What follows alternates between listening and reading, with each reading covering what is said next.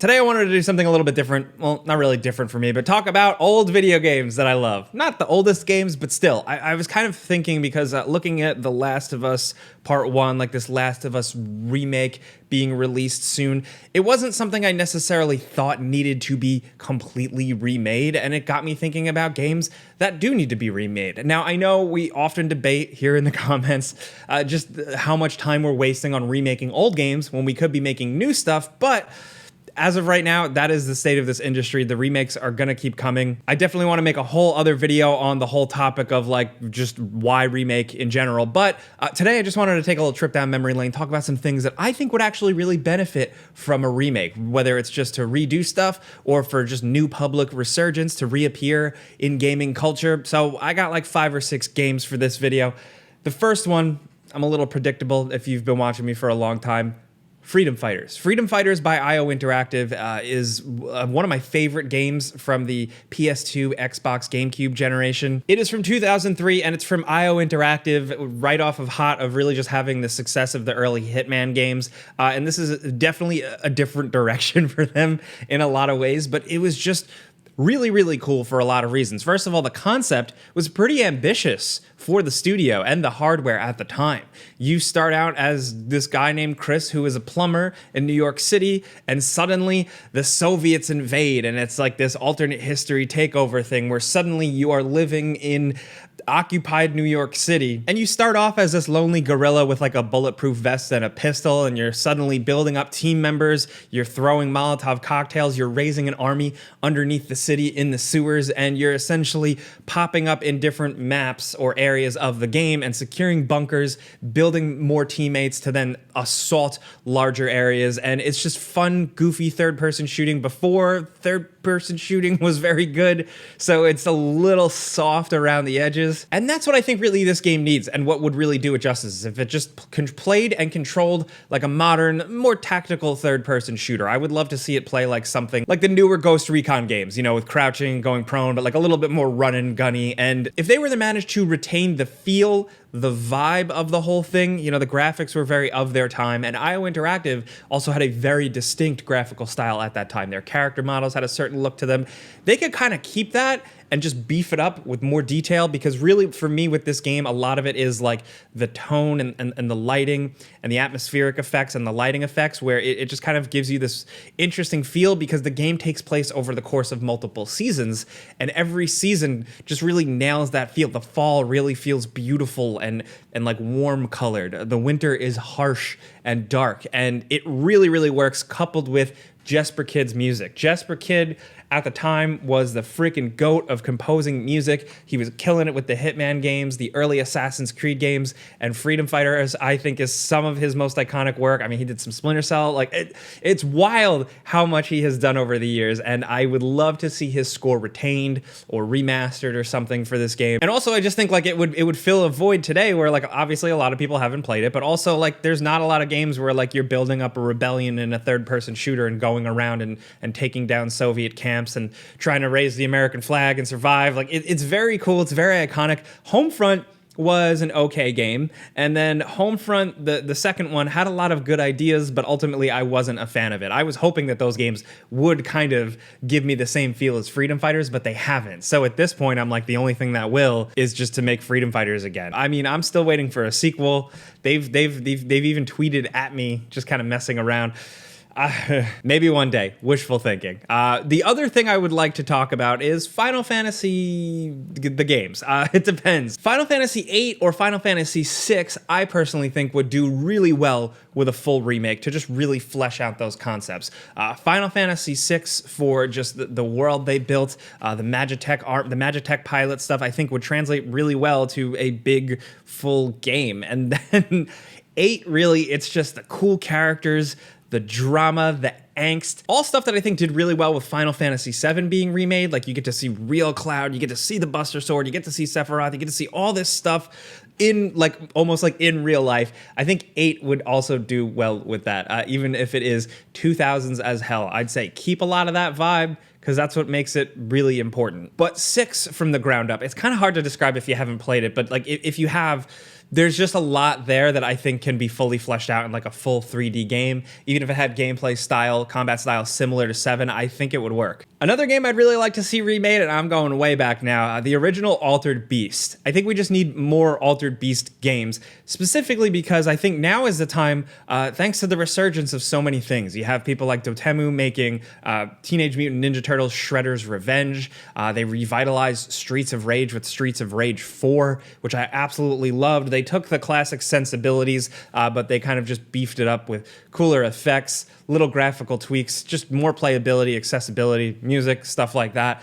I could see Altered Beast really kind of not even getting like a remake, but kind of just a spiritual successor, a new altered, like a more altered Beast. The original Altered Beast, like I'll admit, was a simple game, but it was a really satisfying premise. It was a 2D beat 'em up, but you got more and more powered up and you became this awesome creature, and it was very satisfying to kill things in the game. Now, I remember playing this. It was definitely years after it released, but I do remember playing it on my uncle's Sega Genesis, and I think it's just kind of like a footnote in Sega's history that a lot of people like don't bring up, especially like, you know, newer people. And it was just a very cool game. It had some frustrating platforming, but it had some cool music, and like I said, just some cool like beat 'em up violence. You literally start off as like a naked punching man and slowly turn into like a killer werewolf dude. Like if that doesn't sound like my type of game. So with smaller developers, publishers really kind of doing the beat 'em up thing once again in a lot of ways, and a lot of them knocking it out of the park, I think one of those indie companies or like AA companies really should take on Altered Beast. All right, another weird one, bear with me, the original Devil May Cry. Now this video is very personal. Obviously, it's all my opinion, but Devil May Cry, the original one, was one of the first games I really got like really hyped on, like weirdo hyped. Like I remember trying to make my own video game magazine, and I was cutting out pictures of Dante and trying to write articles like with a shitty one of those Milky pens. Remember those pens? So the original Devil May Cry is really special. The original Devil May Cry is also a product of kind of like mixed ideas and something else happening, the history of the game and what the project was originally intended to. So tonally, vibe-wise, everything, it's very different compared to the rest of the series. I mean, maybe 2 a little bit. We'll talk about 2 one day. You are not ready. You are not ready for me to talk about Devil May Cry 2.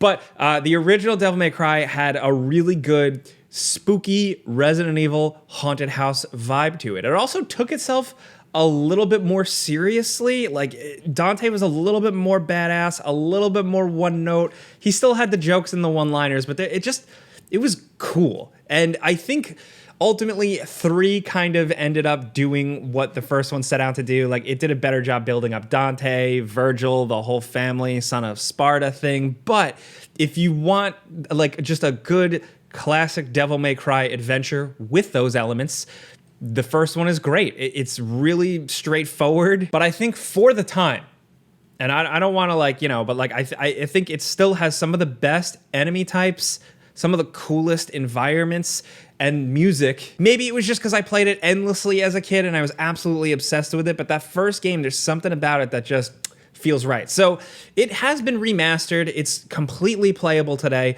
I would really like to see it actually remade, looking at the Resident Evil 4 remake, right? Where it's like they are retaining the original, they want to tell the same story, but they're changing things up. The tone is different. Resident Evil 4 remake seems darker, seems a little bit more cinematic. I would love to see them take on something like that with Devil May Cry. They could actually somehow go darkier, spookier, even more haunted castle, more demon lord, Son of Sparta, like go hard on that and still actually make Dante funny and weird at the same time. Like I think there's so much you could do tonally with a remake of the first game that like I just kind of like freak out thinking about it. I know it's the one that nobody asks for. That series really popped off with 3, but I've been playing since the original and it should be given some love, some celebration, you know, in some shape or form. Smaller one, but something worth pointing out. I love the original, the Elder Scrolls Morrowind. It was just a game that absolutely blew my mind. I actually had first played it on the original Xbox. I had read about it, learned about it. There was nothing else like that on Xbox. That was like a computer as hell ass game. And I was like, I need to play this on an Xbox and see what happens. And sure enough, it was a wild experience that really whisked me away into the world of Elder Scrolls. and just like the vibe, the mood of that exploration that like a lot of people are still experiencing today when they play something like Skyrim. That's really where it kicked off for a lot of people, and I would like to see it be completely remade. And this one actually has an answer. Skywind is a project. Look it up. There are a great group of developers out there putting together and remaking the original Morrowind in Skyrim's engine, and a lot of talent behind it, and it seems like it's pretty great. I have been going for whatever taste I could get, man. The Elder Scrolls Online, when they released their Morrowind expansion, I dove into that shit immediately, and granted I'm over MMOs, it was still just really good to get back into that region, to experience the flora and fauna, the cultures. Morrowind is so different, whereas Oblivion and Skyrim went a little bit more traditional fantasy, you know, very, very face value stuff.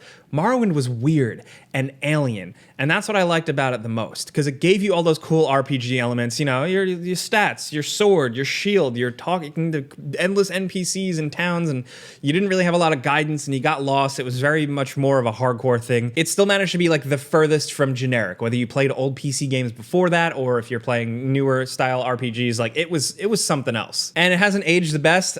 We played it a couple of years ago to capture some video footage for it, and yeah, so Skywind, I'd say definitely look that up. Highly recommend that. Also, I just wanted an excuse to talk about Morrowind for a second, and the expansions were sick. But anyway, one other thing, superhero games. There are a lot of superhero games that came that some people would consider not that great. I have some love for that I would like to see be remade. Specifically, the THQ Punisher game, which I'm going to have to wrap it up today and save that for another video, but that's where I'm at. I thought this was kind of fun to dive into stuff that I think actually could genuinely benefit from being remade, you know, instead of just like the same old whatever. I'd still very much like to see more new games, and it feels like we're on the cusp, but if you got to remake stuff, this is like a good first start of things I would like to see remade. I got plenty more, so if you guys want like a part 2 of this video, please let me know, because I can definitely yap about more old games forever. That's something I can definitely do, you betcha. So I also want to hear from you, though, like if you got your own list. So let's talk about this stuff. Do you think I'm crazy about Freedom Fighters, or do you think Final Fantasy VI is the holy grail and should never be touched again? Altered Beast, I know it was like a left field pick, but I actually think a remake could make a better game out of it. And have you been following the development, the creation of anything involving Skywind? Let's talk about this stuff. Thank you for coming around here and listening to me yap about games. I'm just talking about what I love, so thanks. Clicking the like button does help, but that's it, guys. I'm Jake Baldino. Thanks for watching. Subscribe, because video games, pizza's on me.